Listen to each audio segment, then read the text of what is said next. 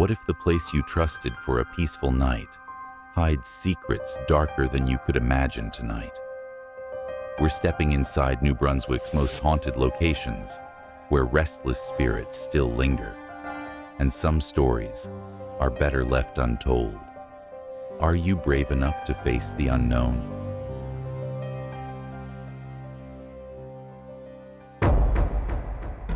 One, the Alangquin Resort, St. Andrews.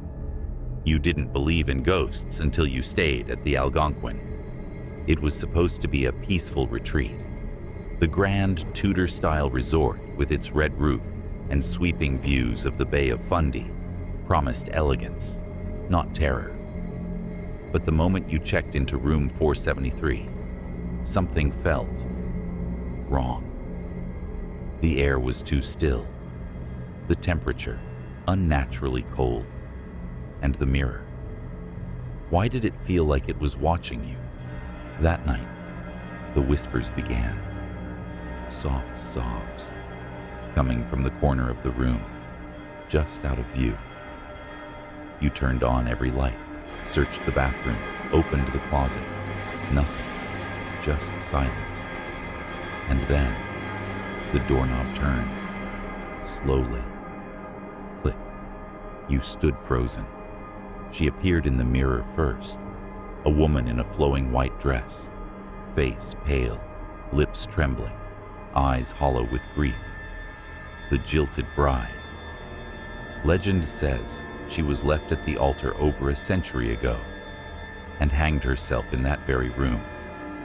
Some say she waits for her groom. Others say she's trapped in the moment of her heartbreak, forever reliving her final night. You tried to move, but your legs wouldn't respond. The sobbing grew louder. The lights flickered. The reflection in the mirror reached out to you, her hand pressing against the glass. From the inside, and then darkness. When you awoke, you were lying on the floor. No signs of the woman, but etched into the frosted mirror were 4 chilling words. Don't leave me again. So tell me, would you dare spend a night in room 473? 2. French Fort Cove, Miramichi. You thought it was just a local legend.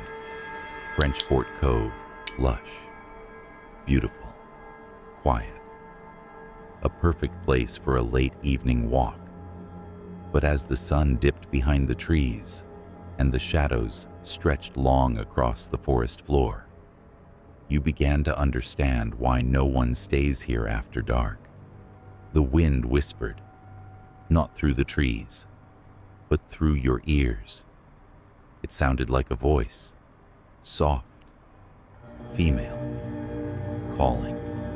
They say a nun once lived here, gentle, kind, trusted by everyone, until the night she vanished. Locals found her body weeks later, headless, buried in the roots of an ancient tree. No one ever found her killer, or her head. You keep walking, heart pounding. The path winds deeper into the woods. Then snap, a branch behind you. You turn, but no one's there. And yet, you hear footsteps, slow and dragging. You break into a run, branches clawing at your skin. But the faster you run, the closer the sounds get.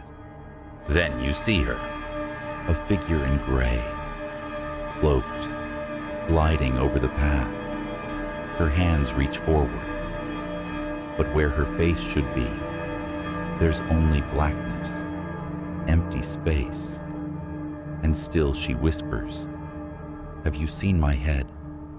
You trip, fall, silence. When you open your eyes, you're alone again. But in your palm is a small rusted cross, and smeared across your wrist, written in dirt. Find it. They say she still wanders the cove, searching, And once she chooses you, she never stops. 3. University of New Brunswick, Fredericton. You thought campus ghosts were just stories to scare freshmen until you stayed alone in Lady Beaverbrook residence. The building creaked like it was breathing. Every step down the narrow hallway echoed, as if someone was following, just behind. You laughed it off, even when your door swung shut by itself, even when the lights flickered. But laughter can't protect you. That night, the scratching began. At first, soft, coming from inside the closet. You opened it, nothing, just old textbooks and a faint smell of mildew. You shut it, locked it, but the scratching got louder, faster, like nails clawing through wood. Then came the knocking. 3 slow knocks, always in threes, on your door. At exactly 3:13 a.m., you checked the hallway empty. Not a soul. But when you looked back inside, your bed sheets had been pulled off, neatly folded on the floor, and written across your pillow in red ink were the words, "You shouldn't have come back." They say a girl once died in that room, a brilliant student overworked, overwhelmed. Some say she jumped from the window. Others whisper she was pushed, but everyone agrees she's still there, waiting, angry. And if you ignore her warnings, she makes sure you leave the same way she did. So, next time you hear a knock in the dead of night, ask yourself, is it just a prank? Or has she chosen you? 4. King's Landing, Historical Settlement, Prince William. By day, King's Landing is charming horse-drawn carriages, costumed actors, crackling fires in iron stoves, a window into the 1800s. But after sunset, history refuses to stay buried. You volunteered for a late-night tour. Just you, a lantern, and the empty homes of long-dead settlers. In the McFarlane house, your guide joked about ghost sightings, shadow figures, rocking chairs that move on their own, the sound of a baby crying from the attic when no children were ever reported living there. You laughed until you heard it yourself, a soft, muffled cry. You climbed the narrow staircase, lantern flickering. The attic door stood open. Cold air poured out, though the night was warm. You stepped inside, alone, and the door slammed shut behind you.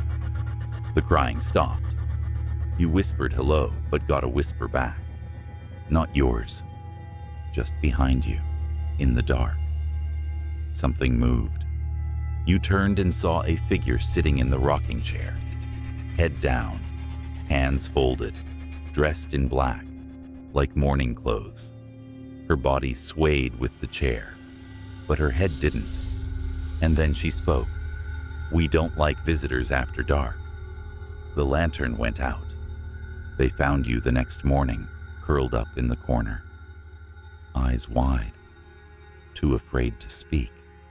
To this day, the attic stays locked, because once you enter King's Landing after hours, you don't leave the way you came in.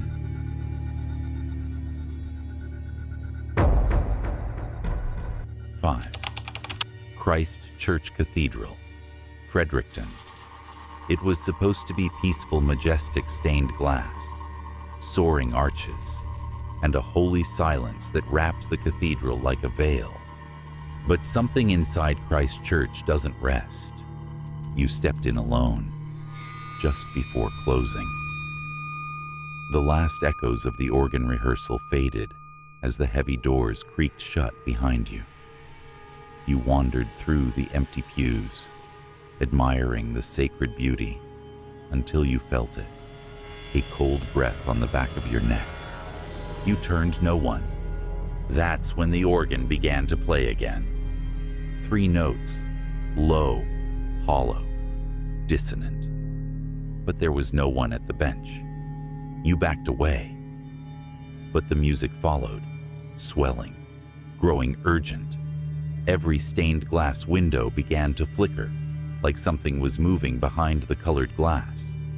Then you saw her, a figure cloaked in shadow, standing where the pulpit meets the choir stall. No face, just the outline of a woman veiled, watching, unmoving. You whispered, "Who are you?" She raised a trembling hand and pointed to the altar. There, carved into the wood, you saw something that hadn't been there before. He lied. Suddenly, every candle blew out at once. Some say she was the wife of a priest who promised her salvation, but abandoned her in scandal. Others say she was buried beneath the floor, never forgiven. Now, she waits in silence, watching, and if you listen closely, the organ still plays those same 3 notes, especially when you're alone.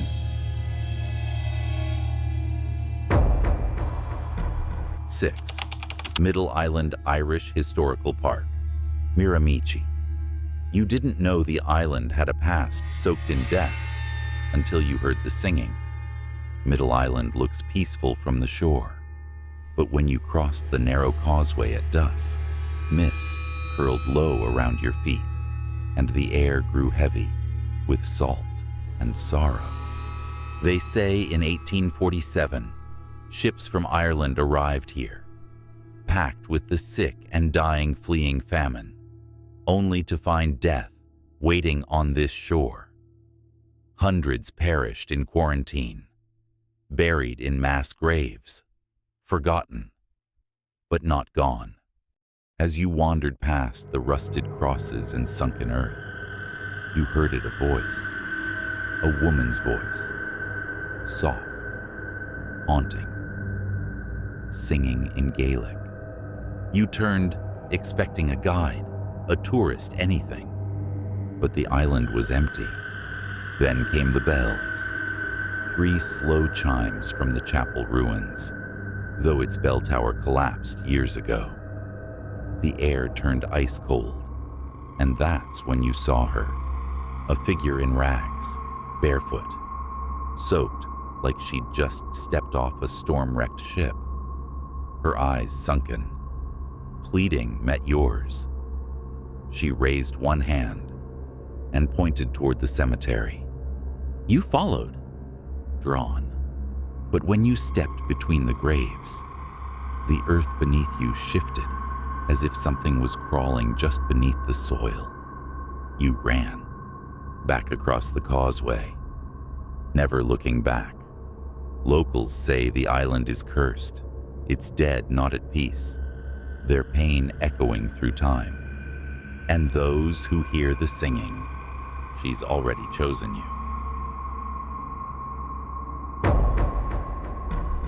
7. Reversing Falls Bridge, St. John. You were only there to take photos, the famous Reversing Falls, where the tides collide with the river in a violent, swirling dance. But no camera can capture what you saw that night. The sun had set, casting the bridge in an eerie orange glow. You stood in the middle, mesmerized by the roar of the churning water below. Then, silence. Total silence. Not a wave, not a gust of wind, just stillness. You turned and saw her, a woman in a tattered dress, standing at the far end of the bridge, soaking wet, motionless, staring directly at you, her eyes black and hollow. Never blinked. You called out no answer. Then, without moving her lips, she whispered inside your head, "He took my baby." Suddenly, you heard it, a child crying, faint, far below. You leaned over the edge, heart racing. The water boiled beneath you, and for a moment, you thought you saw tiny hands reaching up from the current. You stumbled back, gasping, but she was gone. Locals say a woman once jumped from the bridge, clutching her infant after being betrayed by the father. They say she still roams the span, searching for her child. And if you stop long enough to listen, she might mistake you for the one who let him drown.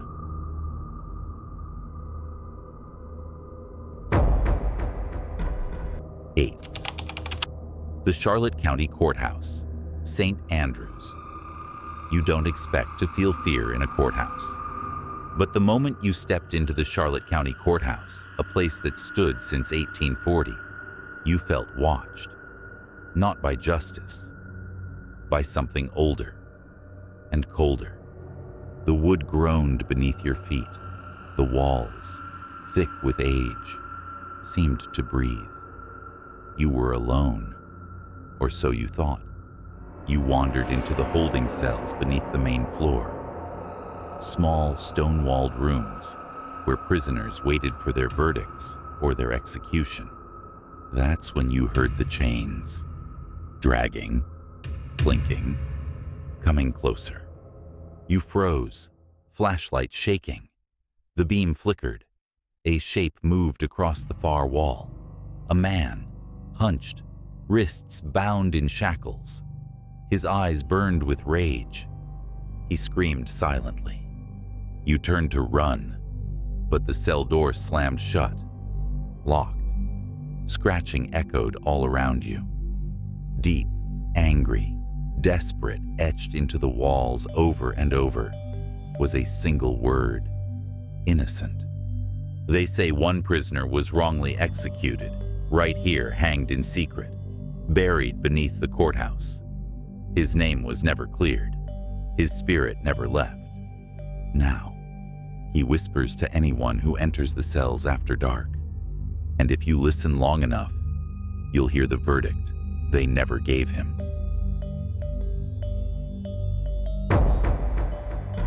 Nine. Fort Bosour, au Lac.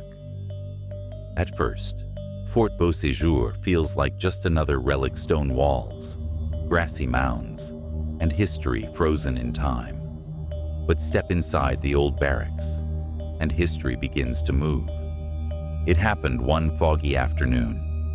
You were exploring the tunnels beneath the fort, damp, narrow, echoing with your every step.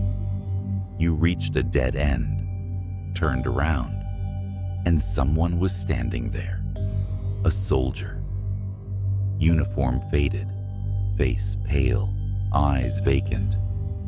He didn't move, didn't speak, just stared, as if still guarding a post long forgotten. You blinked and he vanished.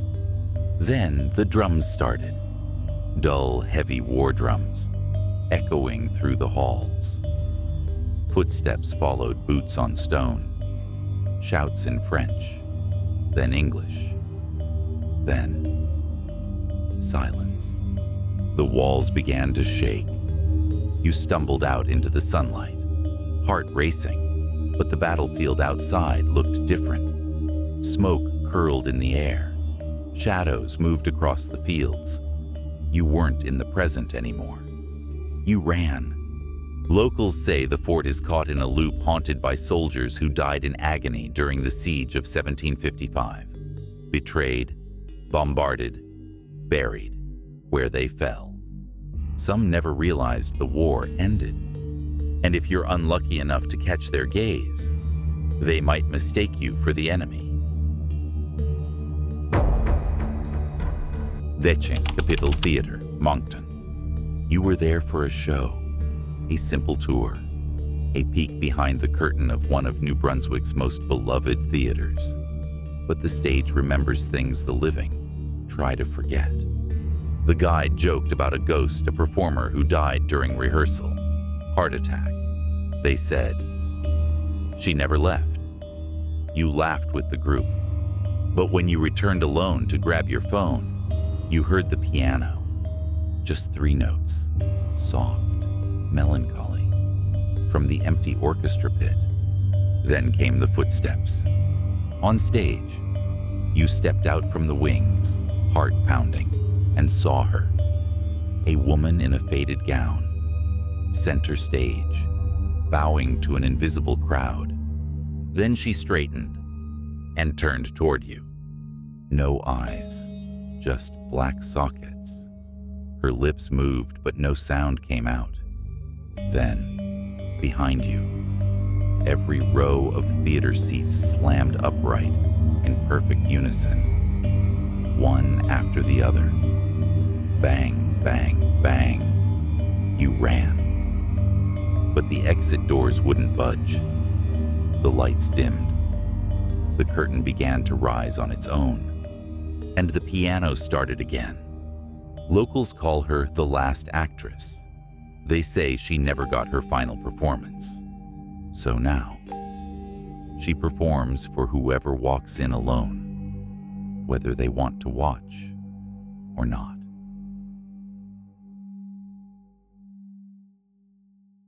These haunted places hold more than just history. They hold the whispers of souls trapped between worlds. But remember, some doors, once opened, never truly closed. Which story sent chills down your spine? Comment below, and don't forget to subscribe, because the next ghost might be watching you.